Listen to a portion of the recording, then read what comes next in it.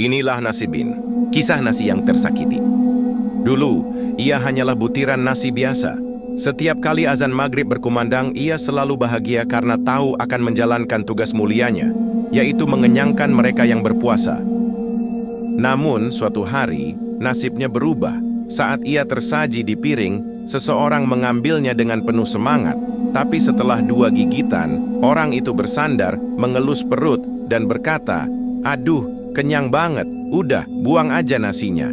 Tanpa rasa bersalah, ia dilempar ke tempat sampah, diabaikan begitu saja. Rasa sakit dan dendam mengubahnya. Butiran nasi yang dulu lembut kini mengeras, membentuk sosok mengerikan. Ia bangkit dari tumpukan sampah sebagai nasi jahat.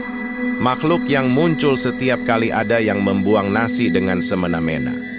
Matanya membara, kakinya kokoh, siap menghantui siapapun yang tak menghargai makanan. "Hi, takutnya!